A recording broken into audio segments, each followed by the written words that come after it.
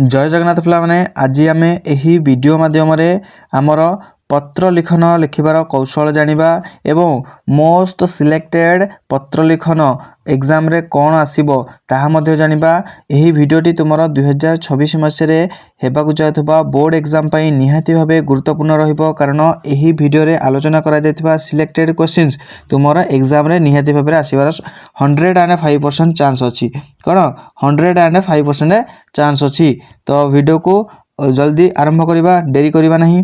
तो आमर जो पत्र लिखन रहिला साधारणतः कौन कौन ना व्यक्तिगत बा घरोई पत्र, कौन व्यक्तिगत बा घरोई पत्र। द्वितीय रहिला कार्यालय पत्र, कौन कार्यालय पत्र। तृतीय वाणिज्यिक पत्र। चतुर्थ आवेदन पत्र। पंचम संपादक पत्र। 6 नंबर आमर रहिला निमंत्रण पत्र। किंतु आमर सौभाग्य जे आमको एग्जाम रे प्राय सबु वर्ष आमर व्यक्तिगत पत्र ही बा घरोई पत्र आमर एग्जाम रे आसुछि। कौन कौन कहली व्यक्तिगत पत्र बा घरोई पत्र एग्जाम रे आसुछि। तो देरी करबानी, देखिबा कौन कौन सिलेक्शन अछि। तो ता पूर्व आमको जानी रखिबा पड़िबो एई व्यक्तिगत पत्र लिखनर कौन शैली अछि। कौन कहली एई व्यक्तिगत पत्र लिखनर कौन कौन शैली अछि, माने किभଳି आमे लेखिले सुंदर हेबो एवं आमे फुल मार्क पाई परिबा। से फुल मार्क पाइबा पई हमर कौन कौशल रहिबो देखो परवर्ती स्लाइड रे मु रखिछि। कौन कौन कौशल रखियो ना पिले माने व्यक्तिगत पत्र रे स्थान, दिवस ओ बा तारीख ओ संबोधन रहिताय। कौन कौन व्यक्तिगत पत्र रही है ना स्थान रही है, दिवस बा तारीख रही है एवं संबोधन रही है। क्या संबोधन आम कौचे बा क्या पाखक आम पठाऊे संबोधन रही है। संबोधन पत्र प्रेरक ओ पत्र प्रापक सहित संपर्क अनुसार निर्धारित होता है। माने आम क्या पाखक पठाऊे से ही अनुसार आम संबोधन करवा। जमीक आम जब सांग पाखक पठाऊे मोर प्रिय सांग बोली आमे लिखि परिबा।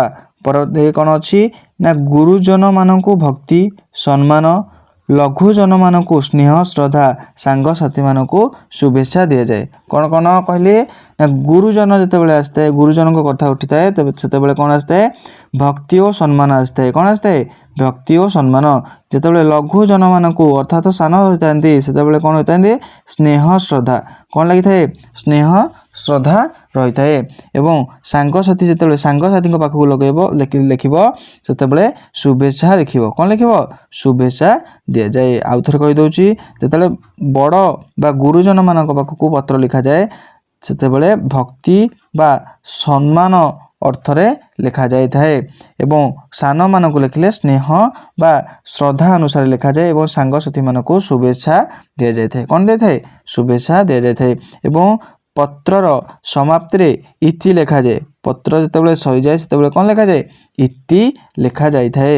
एवं पत्र प्रेरक ओ प्रापकों संपर्क अनुसार आत्मप्रकाशमूलक अभिव्यक्ति रही थाए। शेष पत्र लिखन पर प्रेरक और प्रापकों निर्भुल ठिकाना पिनकोड सहित दि जाए। कहीं ना तुम जदि पिनकोड अलग जगह को देदेव ताहले से पिनकोड जदि भूल हो गला, आम पिनकोड जानिच तो आमर 6टी नंबर रही है।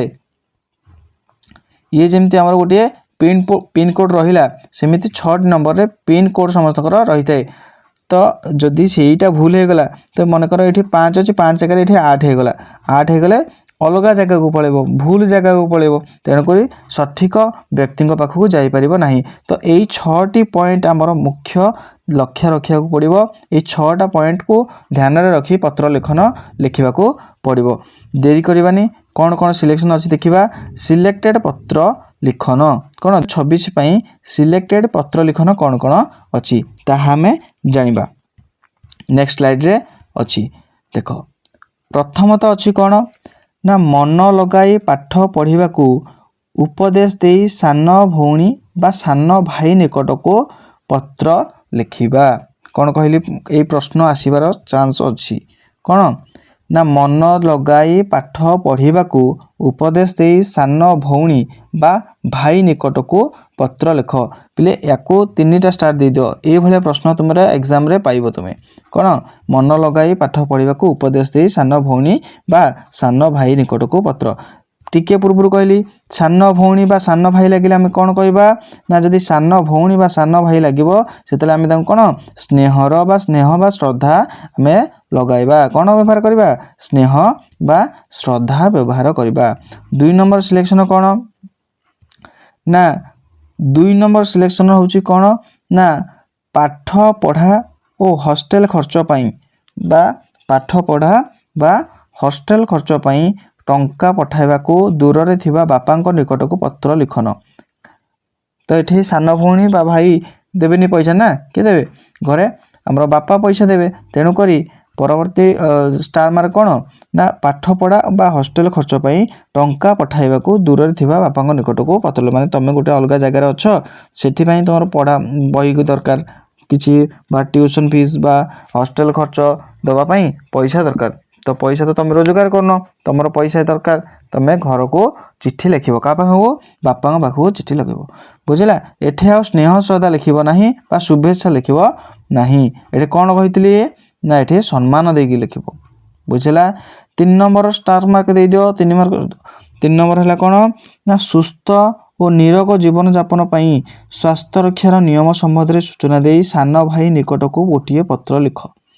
କ'ଣ କହିଲେ କେମିତି ତୁମେ ସୁସ୍ଥ ରହିବ କ'ଣ କଲେ ସୁସ୍ଥ ରହିବ ବ୍ୟାୟାମ କଲେ ସୁସ୍ଥ ରହିବ ଯୋଗ କଲେ ସୁସ୍ଥ ରହିବ ଭଲ ଖାଦ୍ୟ ଖାଇଲେ ସୁସ୍ଥ ରହିବ ବାହାରେ ଆମେ ପଲ୍ୟୁସନରେ ନ ବୁଲିଲେ ସୁସ୍ଥ ରହିବା ଆମ ନିରୋଗ କିପରି ରହିବା ଆମକୁ କୌଣସି ରୋଗ ଯେମିତି ନ ହୁଏ ବାହାର ଖାଦ୍ୟ ଖାଇବା ନାହିଁ।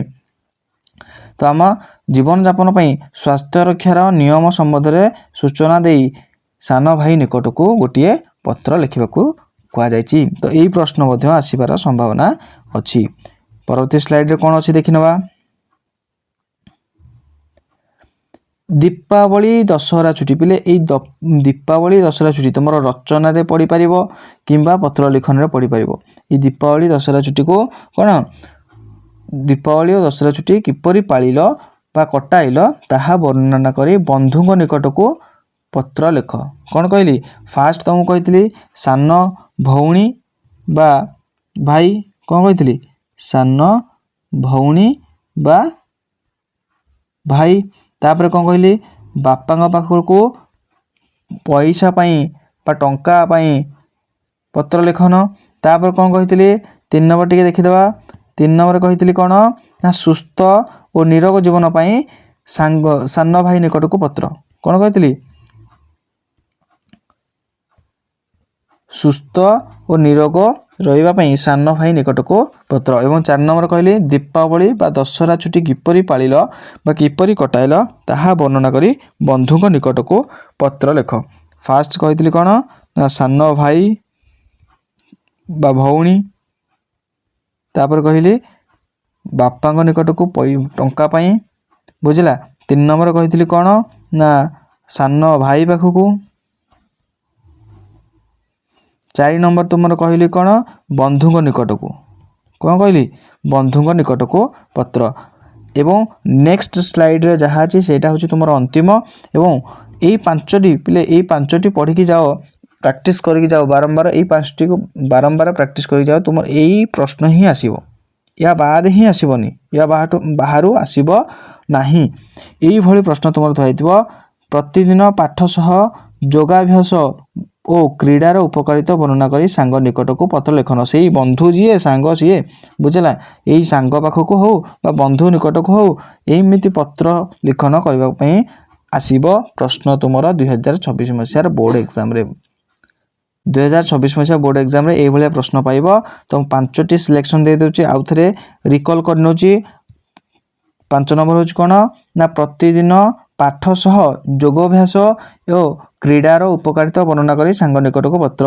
ଏଇଟା ଇମ୍ପୋର୍ଟାଣ୍ଟ ରହିଛି ତୁମର। 4 ନମ୍ବର ହେଲା କ'ଣ ଦୀପାବଳି ବା ଦଶହରା ଛୁଟି କିପରି ପାଳିଲ କିପରି କଟାଇଲ ତାହା ବର୍ଣ୍ଣନା କରି ବନ୍ଧୁଙ୍କ ନିକଟକୁ ପତ୍ର ଲେଖନ। ଏ ମଧ୍ୟ ଇମ୍ପୋର୍ଟାଣ୍ଟ। ତାପରେ ସୁସ୍ଥ ନିରୋଗ ଜୀବନଯାପନ ପାଇଁ ସ୍ୱାସ୍ଥ୍ୟ ରକ୍ଷାର ନିୟମ ସମ୍ବନ୍ଧୀୟ ସୂଚନା ଦେଇ ସାନ ଭାଇ ନିକଟକୁ ଗୋଟିଏ ପତ୍ର ଲେଖ। ଇଏ ମଧ୍ୟ ତୁମ ପାଇଁ ଇମ୍ପୋର୍ଟାଣ୍ଟ ନିହାତି। ପାଠପଢ଼ା ଓ ହଷ୍ଟେଲ ଖର୍ଚ୍ଚ ପାଇଁ ଟଙ୍କା ପଠାଇବାକୁ ଦୂରରେ ଥିବା ବାପାଙ୍କ ନିକଟକୁ ପତ୍ର ଲେଖନ ଇଏ ବା ତୁମ ପାଇଁ ଇମ୍ପୋର୍ଟାଣ୍ଟ। ଏବଂ ପ୍ରଥମ ରହିଲା କ'ଣ ନା ମନ ଲଗାଇ ପାଠ ପଢ଼େଇବାକୁ ଉପଦେଶ ଦେଇ ସାନ ଭଉଣୀ ନିକଟକୁ ପତ୍ର ଲେଖ। ତ ଲାଷ୍ଟ ଆଉ ଥରେ ମୁଁ କହିଦେଉଛି କ'ଣ ନା ସାନ ଭାଇ ବା ସାନ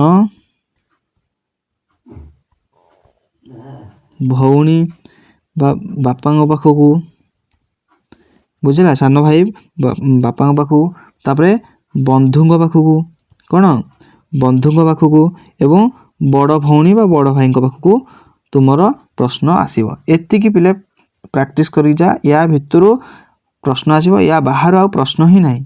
ୟା ବାହାରୁ ତୁମ ପାଇଁ ଆଉ ପ୍ରଶ୍ନ ପଡ଼ିବ ନାହିଁ। ଏତିକି ପ୍ରାକ୍ଟିସ୍ କରିକି ଯାଅ।